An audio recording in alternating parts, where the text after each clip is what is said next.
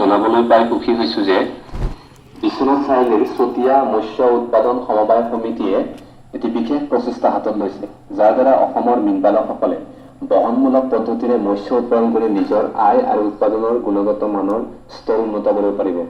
তাৰোপৰিও পৰিৱেশ বিনষ্ট নোহোৱাকৈ মীন পালন কৰি উপকৃত হ'ব পাৰিব। আমাৰ FPOয়ে এই প্ৰচেষ্টাৰ জৰিয়তে এটি প্ৰি-PRA প্ৰক্ৰিয়া আয়োজন কৰিব।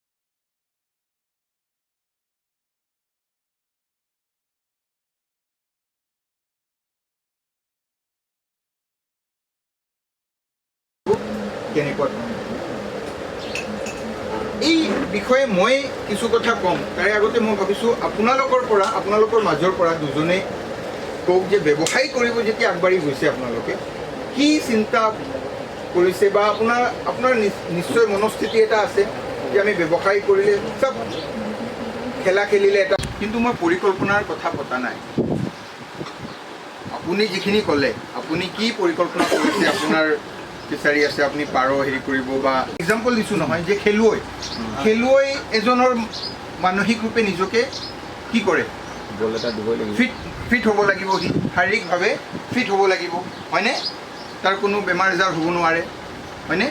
সি যদি শাৰীৰিকভাৱে ফিট নহয়, মানে ফুটবল খেল এটা খেলিলে 1.5 ঘণ্টা একদম দৌৰি থাকিব লাগে। আপুনি পাৰিব নেকি? মই পাৰিম নেকি? মই নোৱাৰোঁ, হয়নে? আমি নোৱাৰোঁ। কিয় নোৱাৰোঁ? কাৰণ আমি সেইমতে নিজকে প্ৰস্তুত কৰি লোৱা আছে, যিয়ে আপোনাক পিছুৱাই আনিব বিচাৰে।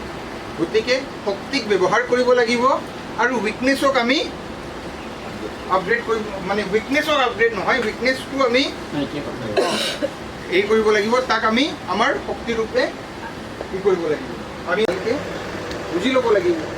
যদি আপোনালোকে বুজি নাপায়, আৰু যেতিয়ালৈকে বুজি নাপাব মই কিন্তু বুজাই থাকিম, তাৰপিছত কেইটা বাজে মই নাজানো। ঠিক আছে? শ্বৰ্টে বুজাব ষ্ট্ৰেংথ ক'ব নালাগে। আপোনালোকে অলপ ধুনীয়াকৈ চানা পেকেটৰ ওপৰত যে লেবেল আহে ধুনীয়া তেনেকৈ ধুনীয়াকৈ লেবেল বনাই তেনেকৈ বেছিলে প্ৰাইচ চাইজ তেওঁলোকে নিজৰ মানে কমিউনিটিৰ কাৰণে বনাইছে। এইটোত কৈ চ'লাৰ ট্ৰেণ্ডে আপোনালোকক এনেকুৱা এটা দিয়াৰ ব্যৱস্থা আমি কৰিছোঁ।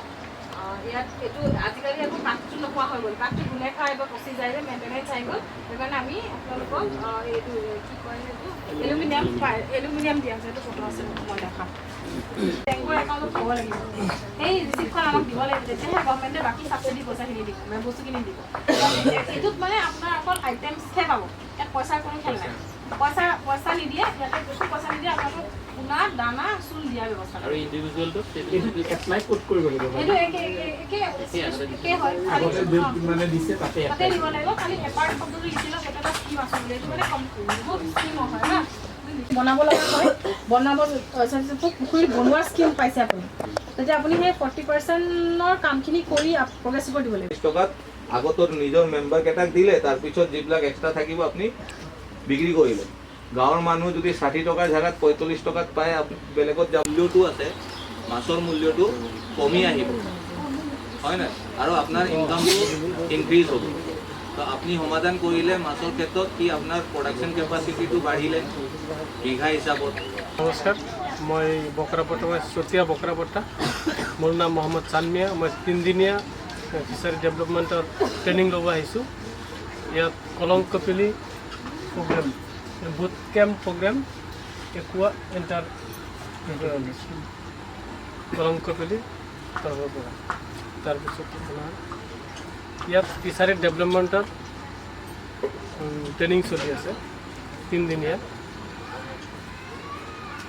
ফিচাৰী কেনেকৈ ডেভেলপমেণ্ট কৰিব পাৰি আৰু বিজনেছ প্লেন কেনেকৈ ডেভেলপ কৰিব পাৰি তাৰ ওপৰত ট্ৰেইনিং চলি আছে। নমস্কাৰ, মোৰ নাম শ্ৰী দেৱকান্ত নাথ। আমি এতিয়া এগ্ৰিকালচাৰ FPC পৰা ইয়ালৈ 10জন মেম্বাৰ আমি কলম কপিলিৰ জৰিয়তে এই কন্যাকা ৰিচৰ্চত যোৱাকালিৰ পৰা আমি অহা কাইলৈলৈকে 3, 4, 5 এই 3দিনীয়া প্ৰশিক্ষণ আমি ইয়াত গ্ৰহণ কৰিছোঁ। ইয়াৰ জৰিয়তে আমি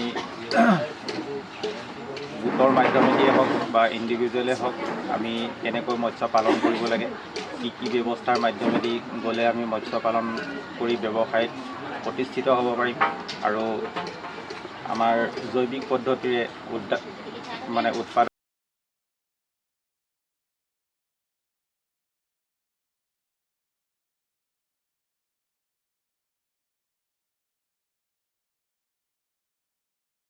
Subscribe to my channel and also press this bell icon.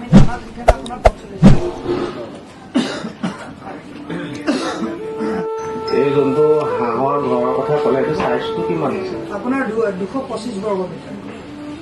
7,000 টকাত হ'ব নে ঘৰ? মানে আমাৰ গাঁৱলীয়া এৰিয়াত বাঁহৰ দামটো কম।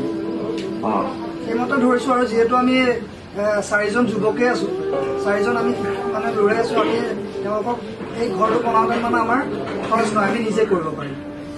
আচ্ছা, হাঁহ আৰু অকল হাঁহে থাকে? হয়, আমি 100টা হাঁহ ধৰিছোঁ।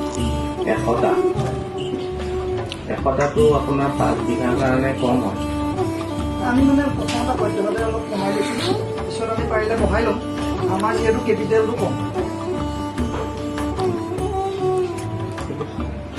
आपका मांस जो आप 5 लोग हैं उनका क्या क्या रोल है और क्या আমাৰ মই আপোনাৰ বজাৰ যোগাযোগ লগত সংগতি ৰাখি লগতে মাছ মৰাৰ সময়ত তেওঁলোকক হেল্প কৰি দিম আৰু আমাৰ এইকেইজনে দানা পানী দিয়াৰ লগত ব্যৱস্থা ৰাখিম। আমি তেনেকৈ ভাগ কৰি লৈছোঁ ছাৰ। বিজনেছ প্লেনটোত আমি যোনটো বনাইছিলোঁ তাত উল্লেখ কৰা আছে।